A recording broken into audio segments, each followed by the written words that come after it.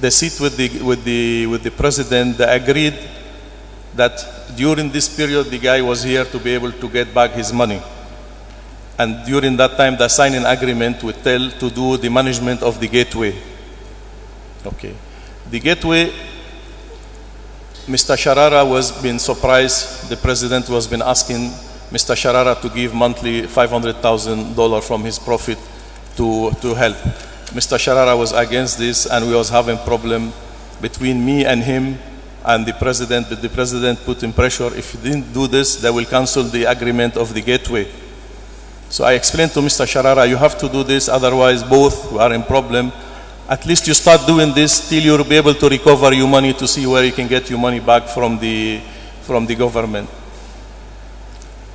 After a big argument with Mr. Sharara, his financially was not that be able to pay this, but I said you have to do it at least to be able to recover back your money. And the president put pressure on us. The former president threatened us, if this money will not be paid monthly, this contract will be cancelled and they will be kicked out again. So under these circumstances, Mr. Sharara was being forced to do that for the period of almost 2 years, paying every month $500,000. That was being given to me in Lebanon in my account of Euro African account, and I was given the Dalasi here equivalent at Trust Bank. Okay. After the 20 month was finished, Mr. Sharara was complaining he cannot pay anymore. The president threatened. The only benefit I was getting, that I'm getting the dollar from him after 1 or 2 months, and I was getting the Dalasi, I'm paying Dalasi here because foreign exchange was scarce and price of dollar will start to go up from 28 to 32. So I was taking the dollar from him. I have all the evidence, and I was giving the Dalasi here. After the 20 months, the president said he don't want the Dalasi anymore, and he wanted in foreign currency in dollar. And this is where you see Mr. Sharara also was having problem to have the dollar. I have to take overdraft from Trust Bank to be able to give him $1 million, that for 2 months. And you see the rest of 2.5 million. This was continued till 2000 and I think end of 2013, early 2014. And Mr. Sharara at that time, he said he will not be able to pay any more after the 2.5 million because he has to refurbish, to bring a new switchboard for the international gateway in the Gambia. He spent another 3.5 million and he bought a new switchboard to the international gateway. And after he fixed the new switchboard, the president, at that time, he stopped to pay because he was spending 3.5 million on the switchboard. The president called him and they asked again, he need to give another 5 million for the gateway that as a loan, or for 10 months to be 500, but he needed in advance. Mr. Sharara explained that he cannot pay any more because he spent a lot of money and he invests a lot of money, and he asked me that we should have a meeting with the president to talk about the 30 million debt. This has been taking a long time. Anytime they open the subject of the 30 million, the president was open other subject and he delayed, and he said, okay, we'll see, we'll find solution. No solution was being found. So we have a meeting with the president to talk about the loan. Mr. Sharara said now it's finally, he cannot take it anymore. He don't have any more money to give more than that. So we went to the office of the president to talk about this. We have meeting 5 minutes with the president. When they opened the subject of the money owed to Mr. Sharara, president asked us to wait on the waiting room because it was a prayer, the afternoon prayer. We wait on that room for nearly 2.5 hours. After that, they sent somebody telling us that the president was busy. He will not be able to see us till the next day.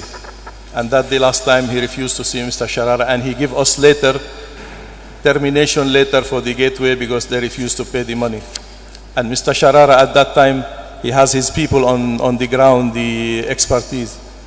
They know about this letter at night, that this letter been issued to terminate the contract. The same night was Air Morocco at night. All the expertise, Mr. Sharara get them out because he was afraid they will be arrested like the first people, Dutch Telecom, when he was here at Spectrum. The next day they came to to collect these people to hand over this gateway to another different company appointed by the government. They don't find anybody from Mr. Sharara employee. They all left the country that night. They owe me responsible. He said to me, they owe me responsible. They write letter to me to go and attend the meeting at Gamtel to hand over. And I said, I'm not no expert. I don't have nothing to do with TEL. I was just here to guide them. They have money, but I'm not responsible for anything. The president gave me 24 hours. If I don't bring the password of the switches, I will be locked up, me and all my staff, and all my business will be seized. I have to fly to Lebanon to convince Mr. Sharara to give me the password, and he was refusing. I have to ask some older people, his father, other people to interfere. I said, I will lose all my investment. My guys will be in jail. You guys have left the country, but I'm under big pressure and threat. I need the password of this switchboard, otherwise really I'm in serious problem. After 2 days with Mr. Sharara negotiation in Lebanon, he managed to get all the password, passed them on through to Gamcel. And at that time, before these problems happen, I write letter to the president. You have copy on this file, explaining to him all the problem we are facing in the country, from forex problem, from the non-payment of NAWEC. We are subsidizing NAWEC. This is supposed to be government job, not our job. Explaining the difficulty we are passing, a nice letter to him. I got a letter, you have a copy. This letter I never showed to anyone because it was disgrace to us. You have a copy of that letter with you. That day I decided to leave the country. I only get back after 1.5 years, 2 years to Gambia. So if I was having any relation with the ex-president, all this problem I was facing will not be seen today, what I explained. This is little part about telecom. I have another problem I will explain, that when the country was in need and was a crisis of food shortage in the country, 2009, when the petrol price went to $150 and was shortage of food and the rice price went more than 100% in the market, the government was looking to bring buffer stock for security stock for the people during rain season. At that time, Ministry of Finance also was the Minister Balagé. He write letter to Trust Bank. I was managed to secure them 1 vessel of rice from the American company. And this is for government, I just doing a favor.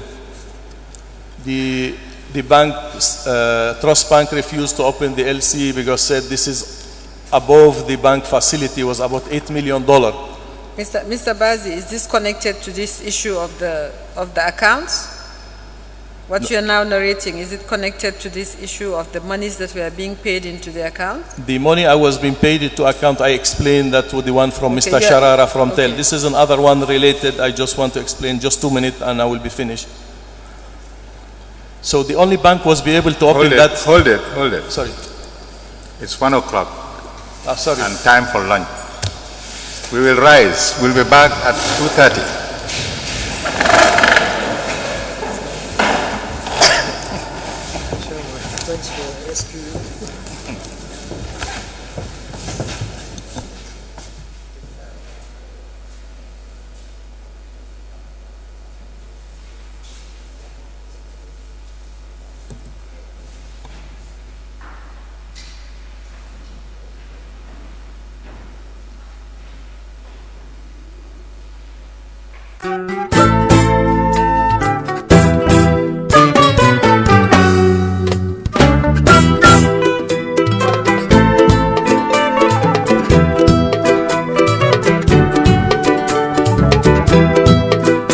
Ngalidani, tatante ngalidani, alkana ke fitnoti ngalidani.